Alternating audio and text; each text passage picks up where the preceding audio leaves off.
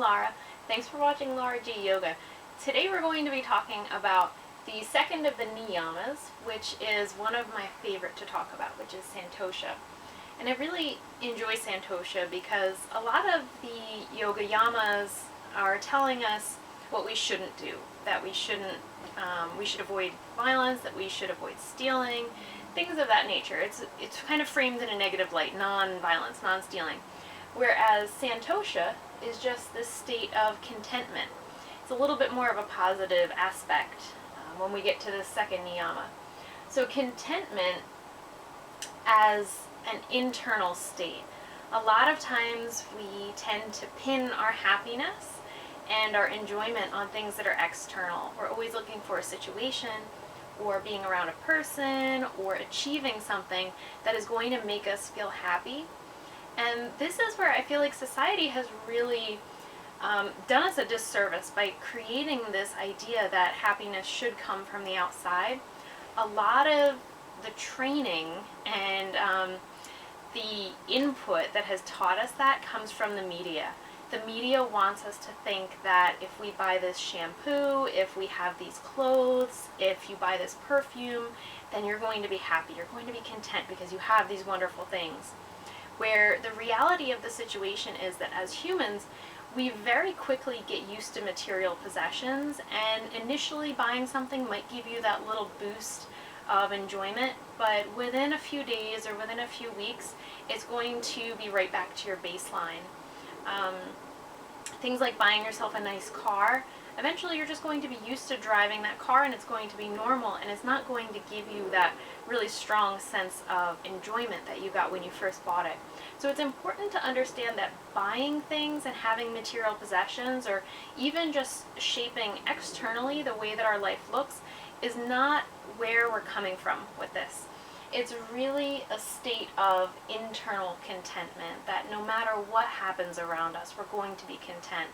So it's a very constant state of being in your life. It gives you that stability to be content. It's a happiness and a satisfaction, and I love this part, a freedom from restlessness. So we all know what it feels like to be restless.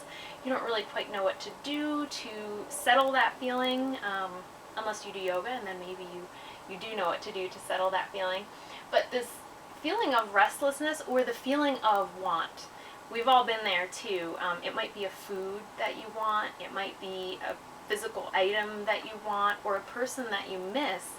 And having that lack in your life puts you in that state of restlessness and that state of constantly thinking about wanting that thing. And we really pin our happiness on that sometimes. We'll say, oh, well, when I get that new job, or when I get to see this person, then I'll be happy. So we're really sacrificing our enjoyment of right now, of exactly what's happening in this moment, for this future happiness, this imagined happiness. And what happens is, a lot of times we get to that point, we get that new job, and then we think, oh, well, I have this new job now, but when I get promoted to that other position, then I'll be happy. And it becomes this constant ladder that we're always trying to get just one more thing or one more achievement, and then we'll be content. What happens is we stay in that state for our entire life, and we find ourselves getting to the end of our life where we have constantly pushed and almost fast forwarded through your life because you were never content with where you were, and you missed out on all the enjoyment of those moments that really could have had a lot of enjoyment if we had stopped and just savored exactly what was going on at that time. So Santosha is cultivating this constant and continuous internal source of contentment, and it's letting go of restlessness and trying to let go of attachment and aversion. These are, and judgment. Don't forget about judgment. So attachment, aversion, and judgment. We all have things that we are attached to. We're attached to material possessions. We might have something that is really sentimental, that if we lost it, we'd be very upset. And we all have aversions to things. It might be a type of food that you don't like to eat, or a person that rubs you the wrong way that you don't really like being around.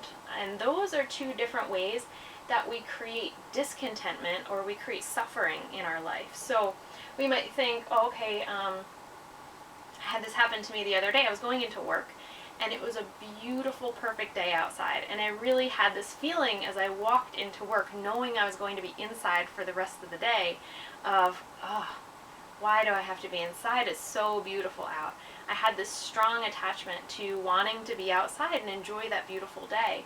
And that created this feeling of friction as I was going through my work day, because as I was doing things at my job, I was thinking, oh man, I really wish I could just get out and go sit outside for a little while. So that took away my sense of enjoyment of what should have been a really nice work day. So that was an example of how my attachment to the weather and being outside caused that lack of contentment. Then aversion would be the same thing on the flip side. So if you are in a situation where you're around people who you don't necessarily like, or you're doing something that you don't necessarily want to do and you feel like you have this resistance, like you want to push that thing away. Say it's final exam week in college. It's a situation I found myself in many times where I thought, well, just make it through exams and next week you'll be fine. You know, just get through the studying and all of that hard work that seems like so much stress and so much suffering, that once exams are over, then everything will be okay. Of course, once exams were over, then it was something else to think about too. So it starts that ladder of constantly wanting, well, I want this to change, well, I want that to change. And then judgment. We love to judge things.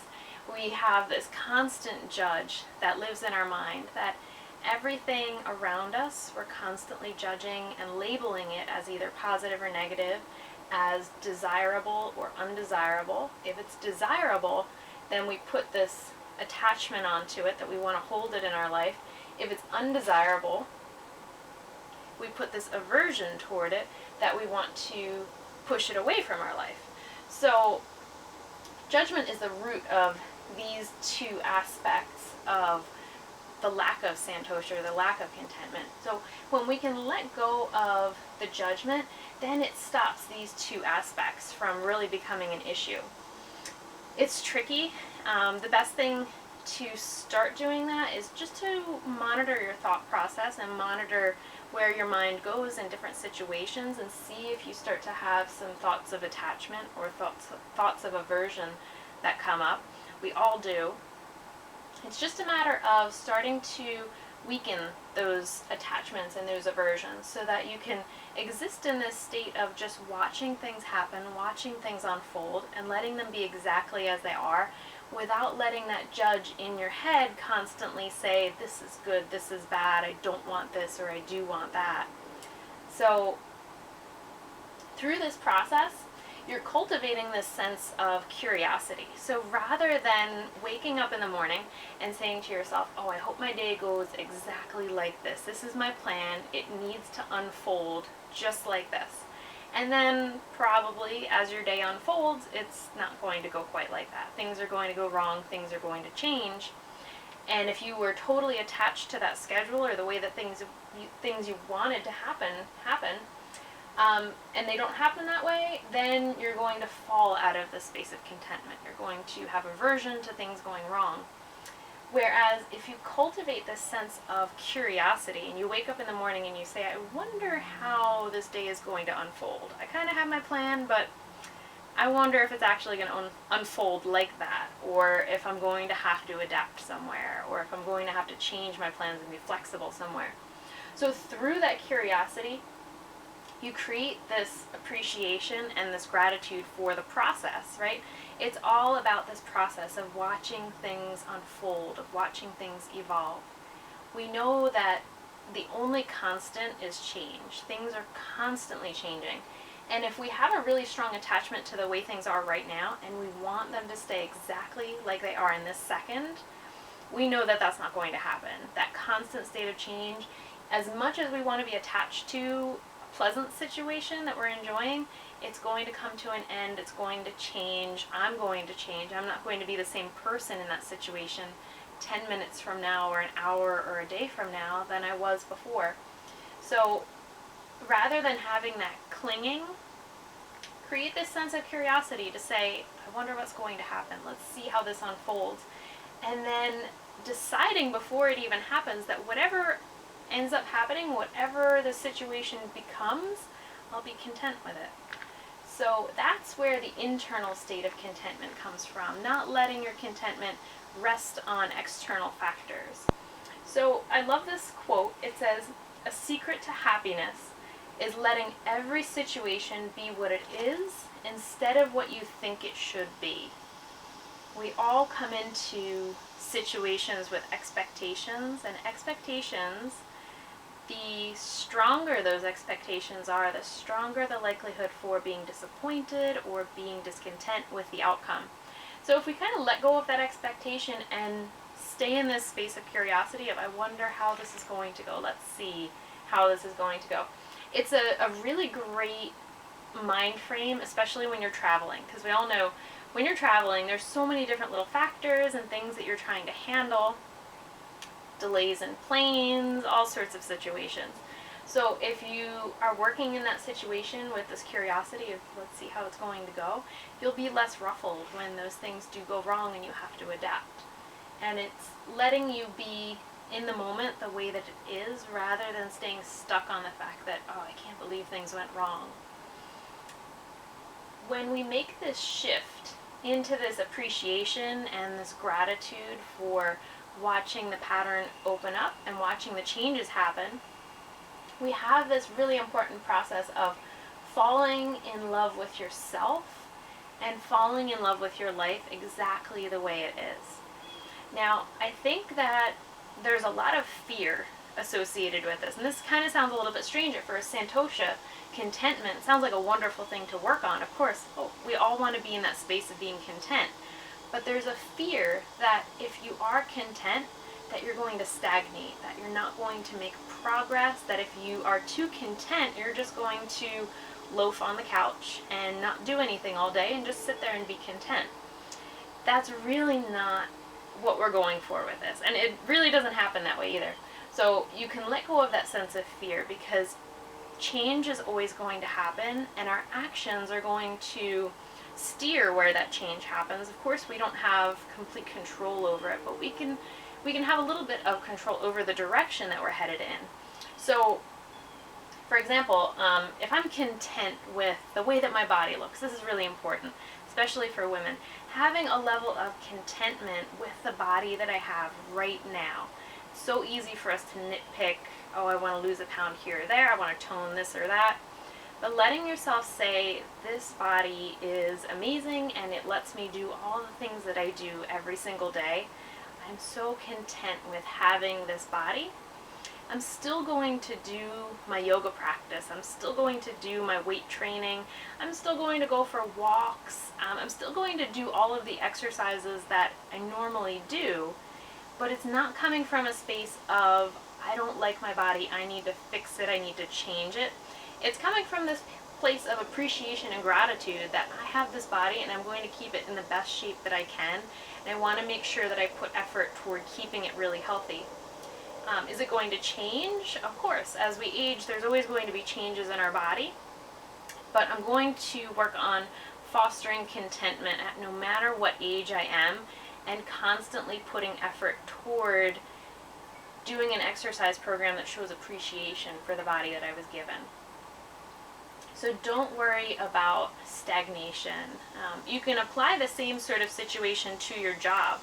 So the job that I have right now, I really enjoy, and I'm quite content with the place that I'm working at, but that doesn't mean that I stop striving to learn new things or to work on new skills, or even with yoga. I'm very happy with where I am as a yoga teacher right now, but I'm constantly trying to learn things. And it comes from this strong sense of appreciation. I appreciate the practice of yoga so deeply that I want to constantly learn more and make sure that that evolution that's happening, that constant change that's happening, is moving in a direction of increasing my knowledge base so that I can keep sharing that information with other people. And as long as you keep that in mind, that you can be content and you can make progress in a certain direction, having goals is not necessarily a bad thing in itself. Pinning your happiness onto the achievement of those goals is where we start to go wrong. So I like to think of it as kind of the cliche sort of saying that, oh, I gave it 110%. If you're an athlete and you are talking to somebody after the game, you always say, oh, I gave it 100%. Even if they lost that game, individually, they know that they gave everything that they could to that situation. It didn't come out the way that they wanted it to, but they can be content with the effort that they put in. The same thing goes for other aspects of your life. At work, if I'm working on a specific project or I'm working with a specific patient, I'm giving them everything that I have. Now, the outcome has a lot to do with them picking up their end of the effort as well. So some people jump on board and they work really hard and they do their exercises at home. Some people, not so much. So I have to get to a space where I'm putting in 100% effort as the therapist, making sure that I give them all the information and all the support that they need, but I can't let my happiness and my satisfaction in my job depend on their outcome, because I know that I don't have complete control over that. But I'll be content in the fact that I gave everything that I could give. There's nothing really else that we can do in those situations. Same thing with raising children. Putting your best effort into being a parent and making sure that you give your child all of the tools and all of the love that they need to grow. But we can't have 100% control over the end result of that. They have free will, and they're going to explore different avenues that they're interested in that maybe don't match up with our personal interests. But we have to be content in the fact that we're giving 100% to that process, and the outcome is going to be what it's going to be. Now let's talk about how we're going to pull this idea of Santosha into our hatha practice. We want to use what we do on our yoga mat to connect even more strongly with the principles and the foundations of yoga that we want to expand into the rest of our life. We call it a yoga practice because we're on our mat practicing skills that we're then going to apply when we leave our mat. So with Santosha, the physical practice, our hatha aspect of the practice, is going to be back bending and heart opening, which is one of our favorite practices, but also poses that help us to ground. Think forward bending and lunging kind of poses that give us this sense of grounding so that we can be connected to the present moment, because Santosha is something that we need to create right now. It's letting go of this habit of having future happiness. We think that tomorrow, next week, next year, that's when I'll be happy. But we want to use our practice to connect to this feeling of being happy right now, because this is the only moment that we're actually guaranteed to be able to experience. We also want to draw in this sense of curiosity to see, how is my practice going to evolve? I know it's going to change. I know that my connection to the physical postures is going to change. I know that my internal connection to the way that I practice is going to change. So let's see how that's going to happen. Drawing in a strong sense of appreciation for the practice, that all these teachings have been passed down for hundreds or thousands of years, so that we could be benefited from them, and then having gratitude that all of these teachers and all of these students, years and years and years, have passed down that information so that we could use it to create this sense of contentment. If the practice had been lost at some point and yoga was not a thing right now, I know that personally I would be having a much more difficult time navigating this whole experience of life, because yoga gives me tools that help me to understand how to handle different situations and how to really change my mindset so that I can enjoy life more. Santosha is a huge part of that. I try to stay in that space of being content with whatever happens, whatever it might be, to the best of my ability. But always coming back to the phrase, progress, not perfection. So I'm not perfect by any means at doing this, and I have to frequently use my practice as a way to brush up on my skills and reconnect to this feeling that you can be content, even when the facts of what's going on in my life don't line up with exactly the way I would want them to be. and I'm working on them, I can be content even during that process of working on them, rather than saying I'll be content once everything is taken care of. Once it's all wrapped up with a neat little bow, then I'll be happy. And we know that never works. So use your practice to make sure that you can practice contentment right now. And we start with that on our mat. Being content with the way that your poses are, rather than saying, I will be happy with my practice when I am more flexible, or when I can do that advanced breath work, or when I can do a handstand, then I'll be content with my practice. Don't pin your contentment on future achievements.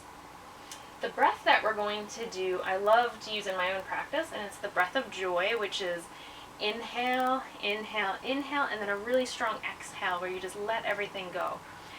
It connects us to the inhale, which is where we draw in joy, we draw in prana, we draw in all the things that help us to stay fueled, to go through this process of exploration and curiosity. And then that strong exhale is where we let go of our roadblocks. It's where we let go of the barriers that keep us from staying in this state of contentment. The mantra that we're going to use, the internal mantra while you're doing your practice, is going to be an Om Shanti mantra, or peace. And the mantra that I put into the playlist, the Spotify playlist that I put together for Santosha, has a few different chants to Ganesh, because Ganesh is the remover of obstacles. Ganesh is going to help us to let go of those internal roadblocks and those thought patterns that we're trained to have that tell us to be happy in the future, to wait until you get this or that to be happy. So we want to let those go, and Ganesh is going to help us with that through the use of that mantra. And then finally, our mudra. It's spelled T-S-E, mudra, and you're going to draw your thumb into your palm and then wrap your fingers down over the top of that thumb. And this mudra is used as a way to let go of depression and sadness. So it's a really nice way to let go of the things that are weighing us down and preventing us from feeling contentment in the present moment. I like this mudra too because we can join it together into another mudra. When you put your knuckles together right at the space of the diaphragm, we call this Brahma mudra, and that is a mudra that we use to help to deepen our breath. And our breath is what tethers us to the present moment, and it's what literally tethers our soul into our body. When we stop breathing, that's when those two things part ways. So focusing on your breath in this way where we use the hands to strongly feel the movement patterns of our breathing so that we can deepen them, it gives us this sense of being grounded in the moment and drawing in contentment in that moment. So I hope you'll join me for the other videos that are going to have our practice. I'll do two different practices, one a little bit more gentle with seated poses, and then one a little bit more vigorous with more standing poses. So I hope that you can stick around and practice those with me so that we can really start to connect to drawing Santosha into our life every moment of every day. Thank you so much for watching. Namaste.